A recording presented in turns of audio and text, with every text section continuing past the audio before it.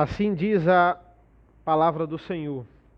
Eu, o pregador, venho sendo rei de Israel em Jerusalém, dediquei-me a investigar e a me informar com sabedoria a respeito de tudo o que se faz debaixo do céu. Que enfadonho trabalho Deus impôs aos filhos dos homens para com ele os afligir. Vi todas as obras que se fazem debaixo do sol, e eis que tudo é vaidade e correr atrás do vento. Aquilo que é torto não pode ser endireitado, e o que falta não pode ser contado. Eu disse a mim mesmo, eu me tornei importante e superei em sabedoria todos os que governam em Jerusalém antes de mim. O meu coração tem tido larga experiência da sabedoria e do conhecimento. Assim procurei conhecer a sabedoria e saber o que é tolice e a falta de juízo, mas descobri que também isto é correr atrás do vento, porque na muita sabedoria há muito enfado, e quem aumenta o seu conhecimento, aumenta também a sua dor. Até aqui a leitura da palavra do Senhor. Vamos orar. Senhor nosso Deus, nosso Pai, nós te agradecemos pela leitura da tua palavra. Nos prepara nesse momento para entendermos tuas verdades, nos ilumina através do Espírito Santo, para que essas verdades não fiquem aqui apenas, mas possamos aplicar em nossas vidas, aplicar no nosso cotidiano, essa mensagem que é tão atual, que é tão gritante e é tão urgente no ouvido da humanidade. Nos abençoa, é isso que nós pedimos e agradecemos, em nome do teu Filho amado Jesus. Amém. Existe um livro que ele se tornou um clássico para os fãs da cultura pop. É chamado de O Guia Mochileiro das Galáxias. Era um livro que ele inicialmente iriam ser 3 livros, mas depois virou 5. Feito algumas pregações, a gente pensa que vai ser 1, 2, vira 5, 6, porque o livro tem tanta história, não é? E nesse livro, nós temos a ideia, né? É uma história de ficção, e em uma das histórias, é bastante interessante, porque permeia o assunto de hoje, tem um computador que eles criam numa galáxia, e esse computador ele tem uma finalidade: calcular o sentido da vida. E aí eles colocam a ordem nesse computador, e o nome desse computador é Pensamento Profundo, e eles dizem assim: computador, a gente quer uma média de quanto tempo você vai calcular o sentido da vida e nos dar a resposta. E aí o computador calcula, e ele diz: olha, eu vou dar a resposta daqui a 7 milhões de anos e meio. As pessoas ficam decepcionadas porque vão morrer e não vão achar a resposta para o sentido da vida. E o computador começa a calcular. Depois de 7 milhões de anos e meio, aquela geração daquele planeta está eufórica e muito feliz, porque finalmente vai descobrir a resposta do cálculo. E o dia finalmente chega e dizem: bom dia, pensamento profundo. E o computador diz: bom dia. E aí finalmente nos diga a resposta. E começa aquele diálogo de tensão. Ele vai dizer: vocês têm certeza? E as pessoas dizem: tenho, diga. E diz: olha, eu calculei várias vezes, passei milhares de anos revisando os cálculos. E eu finalmente tenho a resposta para o sentido da vida, e a resposta é 42. E aí as pessoas não entendem. E ele vai dizer: olha, não há dúvida, eu calculei várias vezes, revisei várias vezes, a resposta para o sentido da vida é 42. E ele vai dizer: o problema não é a pergunta, o problema não é a resposta é 42. Eu acho que o problema para vocês é a pergunta. E é interessante porque o livro passeia por tudo isso, das várias histórias que os 5 livros têm, ele passeia sobre o ser humano tentando buscar o sentido da vida e da origem do universo. Qual o propósito disso? Ele tenta buscar com todas as forças, mas de forma errada, com as perguntas erradas. E qual seria outra resposta que a ciência que a matemática poderia nos dar sobre o sentido da vida, senão um número. E hoje nós vamos ver que muitos dos nossos esforços, que os esforços da humanidade, não nos levam a nada, a lugar nenhum. Todo o conhecimento, Salomão vai dizer, debaixo do sol, não correspondem às nossas perguntas. Todas as respostas não correspondem às nossas perguntas. São incapazes de satisfazer o nosso coração. Primeiro ponto, versículos 12 e 13. Uma simples verdade que ele vai levantar aqui. O ser humano, ele tem uma enorme fome de conhecimento. Olha o que ele diz. Eu, o pregador, venho sendo rei de Israel em Jerusalém. Dediquei-me a investigar e a me informar com sabedoria a respeito de tudo que se faz debaixo do céu. Vale a pena o que a gente lembrar do que a gente viu na semana passada. Esse livro, ele vai tentar tirar da gente, explicar para a gente, não são nem palavras difíceis de traduzir, como eu disse, Eclesiastes tem palavras difíceis de tradução, mas aqui é um sentimento difícil de traduzir. É um sentimento mesmo. Esse sentimento que todos nós temos, que esse mundo é uma grande contradição, porque nele nós temos coisas boas, coisas que são satisfatórias, e ao mesmo tempo coisas que não satisfazem, coisas ruins. E vimos que tudo isso, debaixo do sol, é vapor, é vaidade, é efêmero, é passageiro. E o pregador agora, ele vai começar a investigar o que é que talvez pode satisfazer a gente debaixo do sol. E ele começa a falar de conhecimento. Olha, ele se identifica aqui, né? Eu venho sendo rei de Israel em Jerusalém.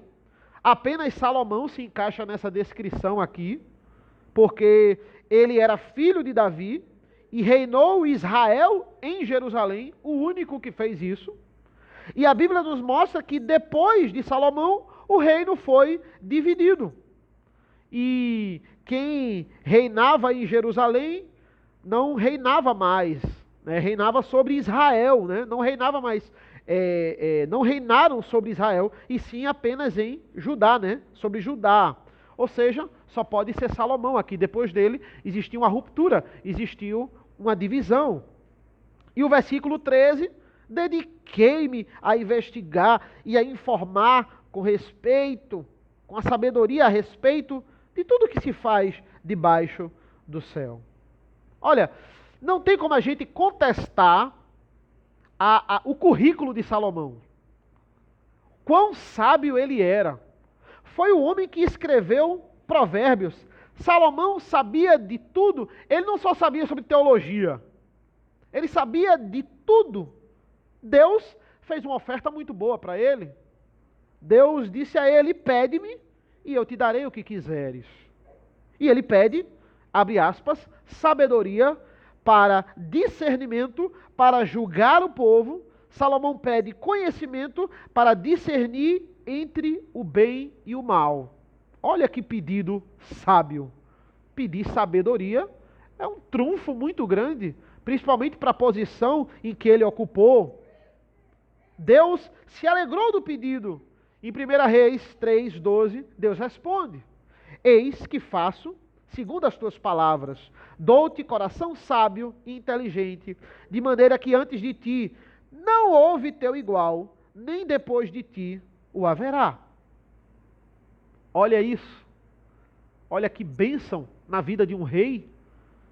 É assim que Salomão vai se comportar.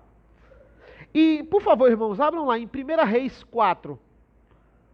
1 Reis 4, 29 ao 34. Olha o currículo de Salomão. Olha como Salomão sabia das coisas. 1 Reis 4, 29 ao 34.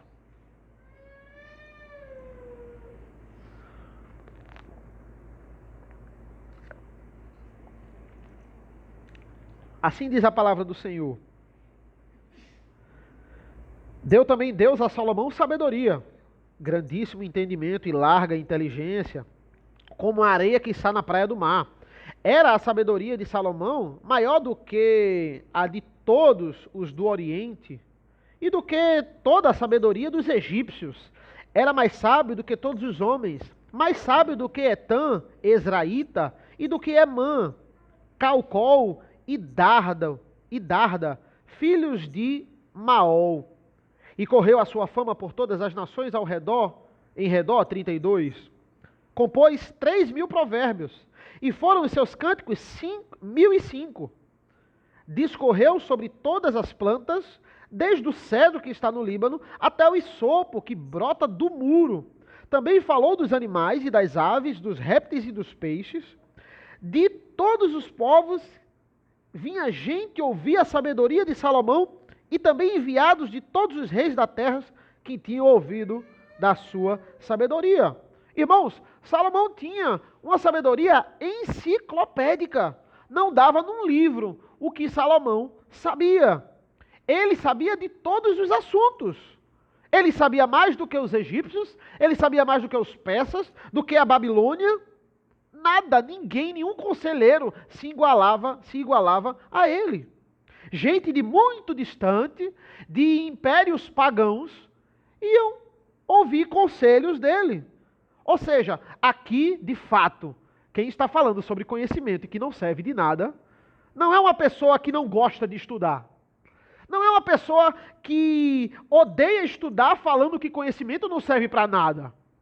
Aqui é o homem mais sábio do mundo. É a maior referência de sabedoria que o mundo pode nos proporcionar. Apenas dele, claro, está Cristo, o Senhor, a Trindade. E olha o que ele diz: eu sei tudo. Final do versículo 13. Que enfadonho trabalho Deus impôs aos filhos dos homens para com ele os afligir. Deus nos deu esse trabalho. Olha, Deus deu esse enfadonho trabalho. Mas ele está dizendo, olha, conhecimento, buscar conhecimento é um trabalho que Deus nos dá. Ele diz, Adão, olha os animais. Dê nome aos animais. O que é que ele está dizendo? Olha, investigue-os. Veja, ele tem cara de quê? Use a sua criatividade e dê nome aos animais. Adão recebe essa tarefa. E nós, como filhos de Adão, recebemos a tarefa. Busquem conhecimento. Buscar conhecimento é bíblico. Entender o universo, entender como ele funciona. Deus manda Adão cultivar o jardim. Adão recebe essa ordem. Olha, isso não só envolve proteger o jardim. Envolve criar, imaginar, inovar. Sonhe soluções para o jardim.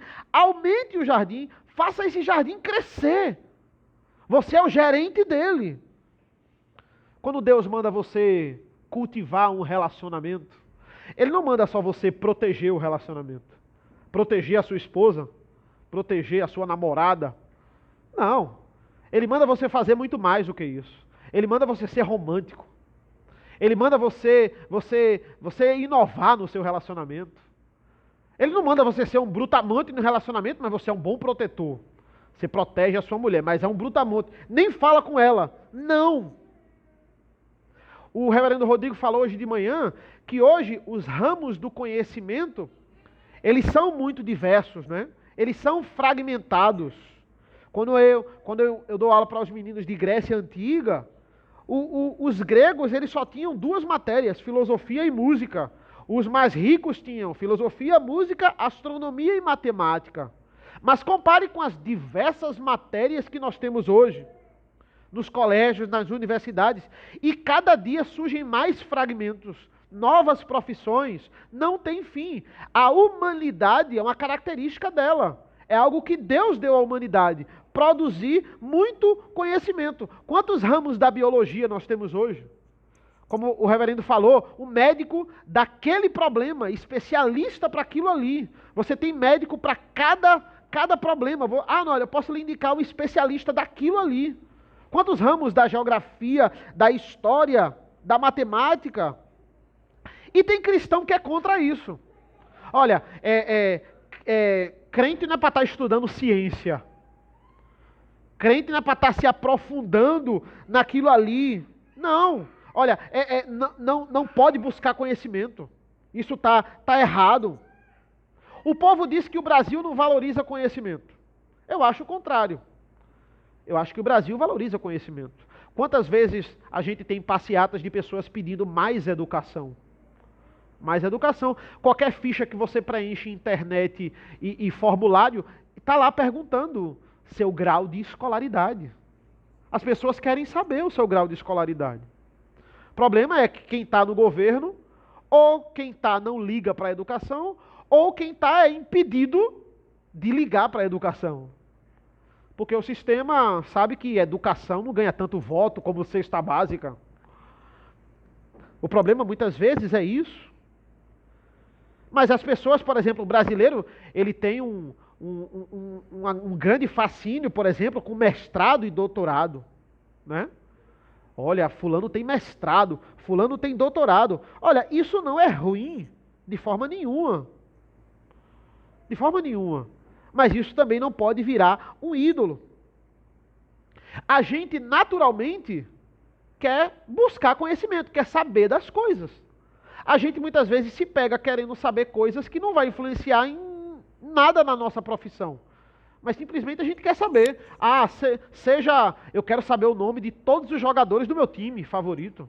Por que eu quero saber? Porque eu quero saber, quando eu estiver numa conversa, eu quero que as pessoas saibam que eu sei o nome de todos os jogadores, que eu estou por dentro do meu time. Mas isso vai agregar em quê na sua profissão? Não, nada, eu só quero saber. Eu já disse isso uma vez, quando eu estava pregando esse texto, que na pandemia eu queria saber qual era o açaí mais gostoso do Recife, em Jaboatão. Aí eu disse, já que eu estou na pandemia, eu vou ficar pedindo açaí de lugares diferentes. E eu comecei a pedir. Para que eu queria saber isso? Que eu ia montar uma loja de açaí? Não. Hoje em dia eu nem peço no lugar que eu acho mais gostoso, porque nem é muito caro. Eu peço no segundo que eu acho. Mas eu quis saber qual é o açaí mais gostoso do Recife, Jaboatão. Para que eu quis saber? Curiosidade. Nós temos curiosidade. Se você não quer ter conhecimento de nada, um conhecimento eu sei que você quer ter. A vida dos outros. As pessoas querem saber sobre a vida dos outros. As pessoas seguem outras pessoas e querem ver como é que elas estão vivendo a vida delas. Como é que elas fizeram para chegar naquele lugar. Alguém sabe de alguma coisa e não lhe conta e você fica nervoso. Você precisa saber. O que é que as pessoas sabem que eu não sei? Primeiro ponto, somos seres que buscam e são fascinados por conhecimento. Buscar conhecimento não é pecado. Dependendo da forma como você busca conhecimento e qual é esse conhecimento, não é pecado. Mas os próximos versículos vão lidar com o que acontece depois da queda. Olha, a gente busca conhecimento, mas a queda veio, mas o pecado veio e estragou isso. Olha o versículo 13, né? Ele finaliza aqui com que enfadonho o trabalho Deus impôs aos filhos dos homens para com eles os afligir.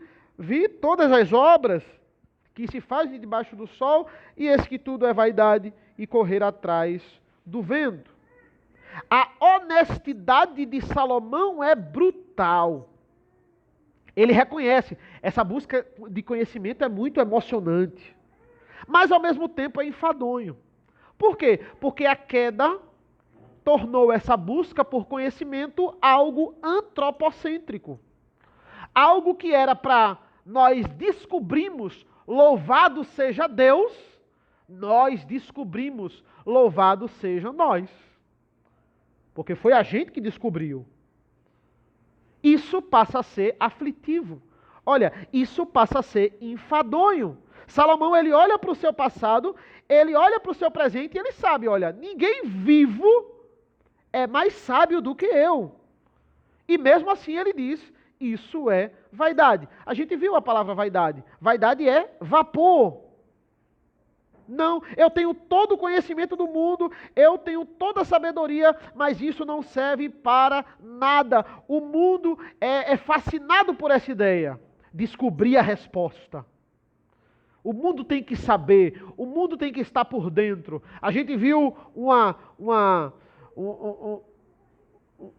grande doença que devastou a humanidade, e o que é que as grandes empresas queriam saber? A cura para essa doença. Quem vai descobrir primeiro? Quantos vídeos na internet você viu de formas mirabolosas para a cura do Covid? Ó, faça isso, tome esse chá, faça isso aqui que vai passar. Faça isso que você nunca vai pegar Covid. Tome esse remédio, faça isso aqui. E empresas começaram a competir. Quem acha a cura, quem acha a resposta primeiro? O ser humano quer saber. Quer ver um livro que vendeu milhões de cópias? O nome do livro se chama O Segredo. Ouviu falar desse livro, O Segredo? Milhões de cópias. E no final, qual era o segredo? O segredo era pensar positivo. Se você pensar positivo, o universo vai conspirar a seu favor. Esse era o segredo. O real segredo era vender milhões de cópias dessa baboseira e ganhar milhões de dólares. Esse é o segredo, né? Mas por que vendeu tanto? Porque as pessoas queriam saber qual era o segredo. Precisavam saber. Na física e na ciência, as pessoas seguem querendo saber a teoria de tudo. Essa é a resposta. Qual é o sentido da vida? A resposta da ciência é, no máximo, 42. Stephen Hawking, uma das grandes referências do mundo de conhecimento, ele vai, no momento da vida, nos dizer: nós somos apenas um tipo avançado de macacos num planeta pequeno, de uma estrela medíocre, mas nós podemos entender o universo.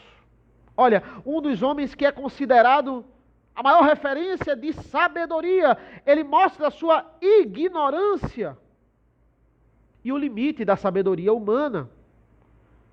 Talvez nós sejamos, nós temos essa oportunidade de ser uma pessoa de nível acadêmico forte, com muita capacidade de análise. E é uma bênção. Talvez nós nos alegramos com os artigos que a gente escreve, ou talvez um livro que a gente concluiu, ou com os livros que a gente lê. Os autores que eu sei são autores muito rebuscados. Eu tenho um privilégio muito grande de estudar com esses autores, de estudar com esses professores. Poxa, que privilégio eu tenho. Talvez você, jovem, ache que, a gente acha não, quando, o brasileiro acha isso, né? Quando eu tiver o meu doutorado, eu vou ter tudo, né? Quando eu tiver o meu doutorado ou o meu mestrado, eu vou ser alguém na vida. Quando eu tiver o meu diploma, e dizer assim, ó, eu tenho tal curso na universidade tal, aí as pessoas finalmente vão me reconhecer. E olha o versículo 17. Assim procurei conhecer a sabedoria e saber o que é tolice e a falta de juízo, mas descobri que também isto é correr atrás do vento. Salomão está dizendo, olha, o seu mestrado, o seu doutorado, o seu PhD, a sua especialização sem mim não é nada. Você está tentando colocar isso como um ídolo. Você está tentando colocar o desejo do seu coração em seu conhecimento, em seu desempenho. Salomão está dizendo, você está correndo atrás do vento, você está tentando pegar fumaça com a mão. É pecado eu fazer o meu curso superior? Claro que não. É pecado eu fazer a minha especialização, pós-mestrado, doutorado? De forma nenhuma. Mas eu tenho que entender que isso não é o centro da minha vida. Eu tenho que entender que isso não é o ídolo. Eu não tenho que me achar superior, eu não tenho que me achar melhor, porque eu tenho a oportunidade de ter essa ferramenta. É uma ferramenta e não é um ídolo. Quando eu pego a ferramenta e coloco no lugar e transformo, como a gente viu de manhã, e crio esse ídolo no meu coração, eu estou regredindo a sociedade. Eu estou fazendo um desserviço. Em vez de eu pegar esse conhecimento e usar para o bem, eu estou usando para me engrandecer. E eu estou fazendo um desserviço. Eu estou regredindo a sociedade. Eu estou dizendo, olha, vocês, quando fizerem quando conquistarem o que eu conquistei, sejam soberbos iguais a mim. É isso que vocês devem ser. Qual é o serviço que eu estou fazendo para o próximo? Qual é o bem que eu estou fazendo para a humanidade? Nada. Eu estou glorificando a Deus? Claro que não. Eu estou me exaltando. Isso é idolatria. Mas também tem o oposto. Tem aquelas pessoas que dizem, e interpretam errado, que dizem que a letra mata, né? Olha, eu não preciso de mestrado, eu não preciso de universidade. O que importa, muitas vezes, as pessoas dizem assim, ó, é o conhecimento das ruas, né? Meu mestrado são as ruas, meu doutorado são as ruas. Cuidado, isso também é vapor. Por quê? Porque está debaixo do sol. Se você coloca isso como fonte de segurança, como a sua prática, como aquilo que você faz, com a sua experiência, como fonte de tudo, é vapor. Isso não vai saciar o seu coração. Muitas pessoas pregam na igreja assim. Olha, não está na Bíblia, mas aconteceu comigo. A Bíblia é totalmente contra o que aconteceu com você. Mas não posso fazer nada, irmãos. Aconteceu comigo. Foi uma sensação que eu tive. Ou seja, a Bíblia é a verdade e a minha prática também é. Porque aconteceu comigo e deu certo. A Bíblia é totalmente contra, mas comigo deu certo. Colocou em cima, também é um ídolo. Também é um ídolo. Eu estou dizendo, a minha experiência vale mais do que a palavra de Deus. A minha experiência é superior à palavra de Deus. Eu vou lá e prego a minha experiência. Eu vou lá e prego o meu testemunho. Ele é mais interessante que a palavra de Deus na minha cabeça. Isso também é um ídolo. Isso também é vaidade. Não serve de nada. Debaixo do sol não serve de nada. Todo o conhecimento que você adquire, tudo que a gente faz, se é para nós nos engrandecermos, se é um fim em si mesmo, esse conhecimento ele não faz diferença nenhuma. É correr atrás do vento. Olha o versículo 15. Aquilo que é torto não se pode endireitar, e o que falta não se pode ser contado. Essa é a maior decepção, por exemplo, numa formatura. Numa formatura, nós temos frases de laureados que dizem assim, agora vamos lá. Nós temos a oportunidade de mudar o mundo, não é? Nós vamos lá, não sei se vocês já foram para formaturas, mas é sempre assim, essas frases de laureados, né?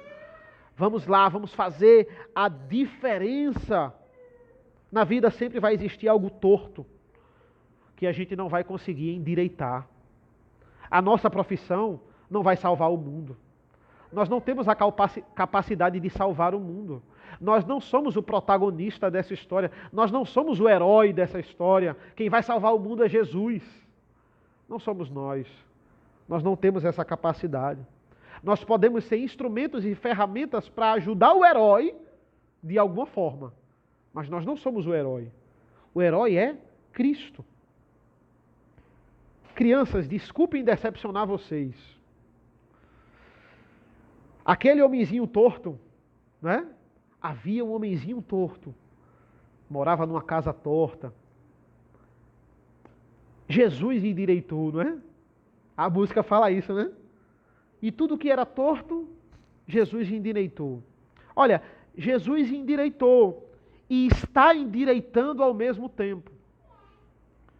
Estamos num período de santificação que muitas vezes o homenzinho torto volta e age na nossa vida e toma o controle. O homenzinho torto, ele ainda está lá nessa terra. Deus, né? Jesus vai endireitar por completo na plenitude, quando ele voltar.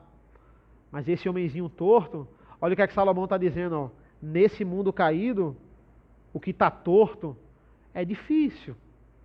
É difícil esse homenzinho torto se ajustar por completo. Muitas vezes, quando a gente menos espera, olha o antigo Zuzá aí de volta. Olha o antigo Roberto aí de volta. Rapaz, eu achei que eu nunca mais ia fazer isso. Olha o antigo Eduardo ali de volta. Olha o homenzinho torto, a gente achava que ele estava morto, mas ele volta. Mas com a graça de Deus ele é abafado de novo. Mas ele só morre por completo na plenitude dos tempos. Mas existe a promessa. A promessa é que esse homenzinho torto, ele vai morrer de uma vez por todas. Então, também é certo a gente contar que tudo que era torto, Jesus endireitou. É a promessa, não a concretização ainda nesse mundo. Olha, o final do 15, ele vai dizer: o que falta não pode ser contado. O problema, às vezes, não é falta de conhecimento. O conhecimento não endireita o mundo. Essa aqui é uma verdade pesadíssima. Não podemos nem imaginar o que nos falta. Muitas vezes a gente olha o que a gente tem, olha, se eu vivesse aqui sem isso aqui, eu não viveria. A gente não pode nem imaginar, ou seja, é uma grande filosofia aqui, porque perdemos 100% dos amigos que nunca tivemos. Perdemos 100% das viagens que nunca fizemos. Perdemos 100% dos momentos que nunca imaginaríamos ter. Nós sequer imaginamos aquilo que nos falta, é incalculável. A gente olha para o passado e pergunta, por exemplo, poxa, como as pessoas viviam sem geladeira? Geladeira é uma coisa fundamental. Como é que as pessoas viviam sem YouTube? Tudo que eu quero está no YouTube. Tem algum vídeo no YouTube. Como é que as pessoas viviam sem internet? Mas o fato é que você já sabe o que lhe falta. Aquelas pessoas não sabiam que aquilo ali poderia fazer falta porque elas não tinham nem noção que aquilo existiria.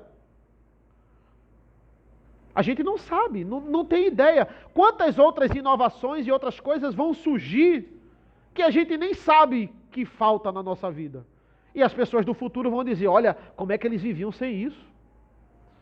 Esse é o pensamento que Salomão quer nos contar aqui. O Philip Ryken, quando ele vai comentar aqui esse versículo, ele vai dizer, olha, a vida é uma grande conta que não fecha.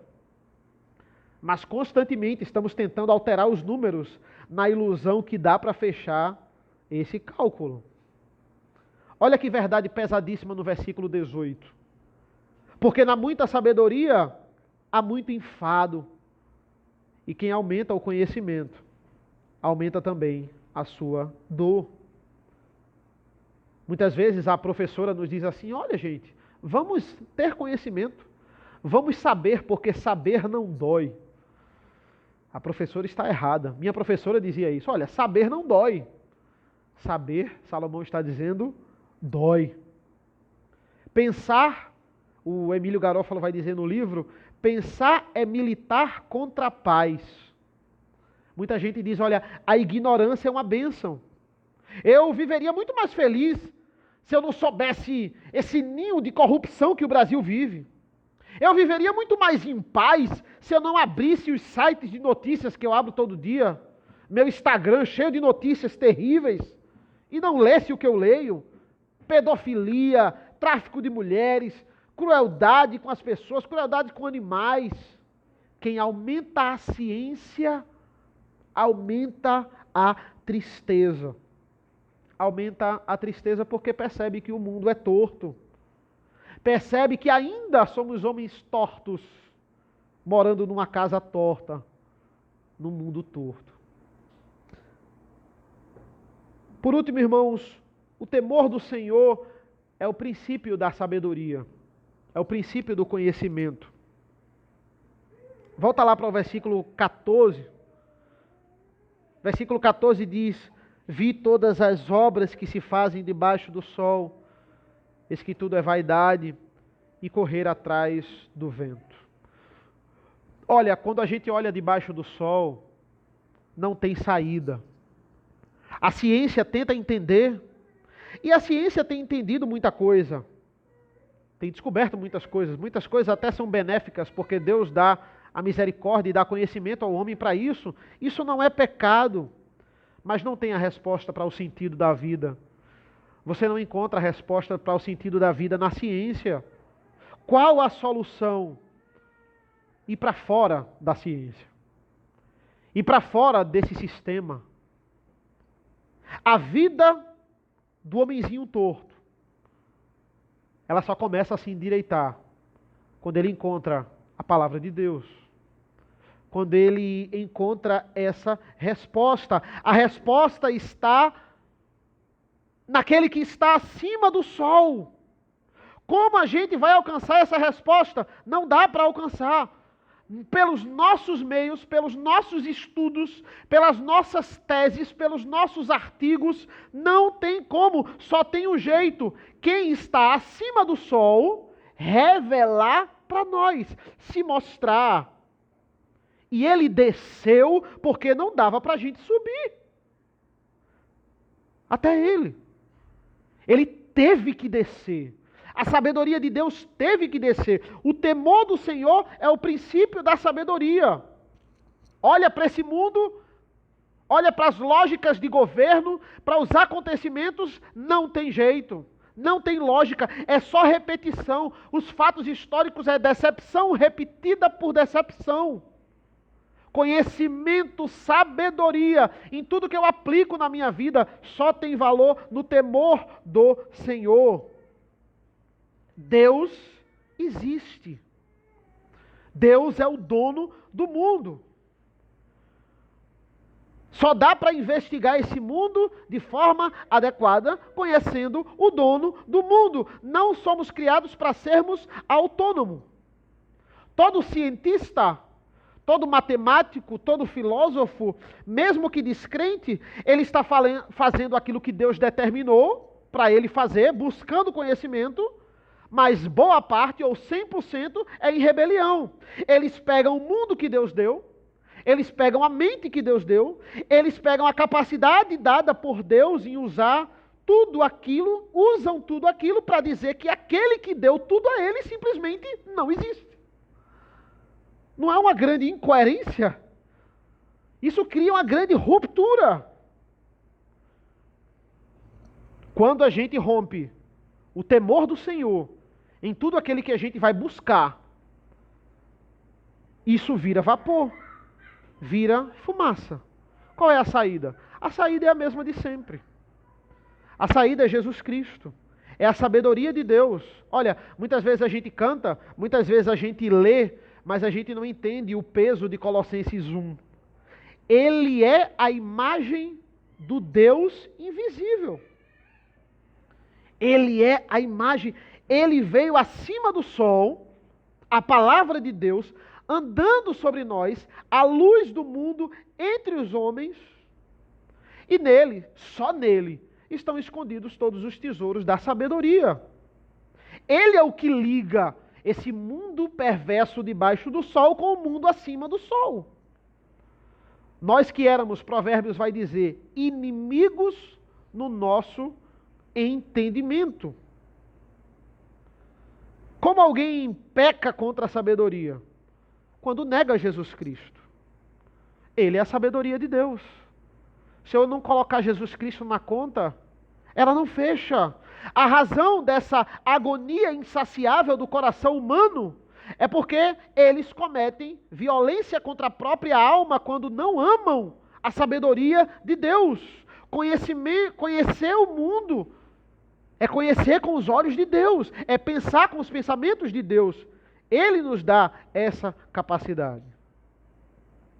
Atos 2:40, Pedro vai dizer, olha, salvai-vos dessa geração perversa.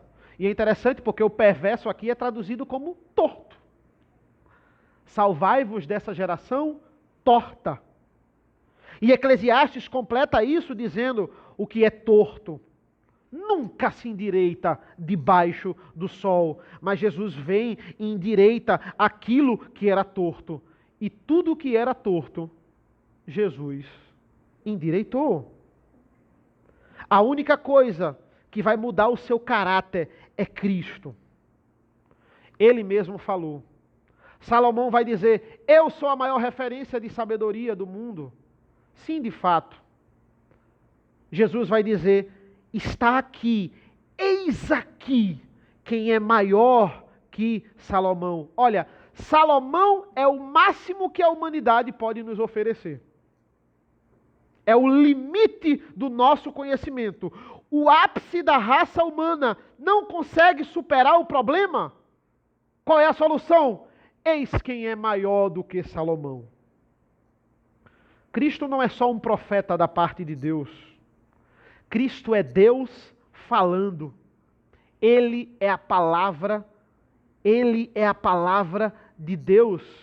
Creiamos e sigamos a verdade. Só a verdadeira sabedoria vai fazer o que você faz hoje ecoar na eternidade. Amém?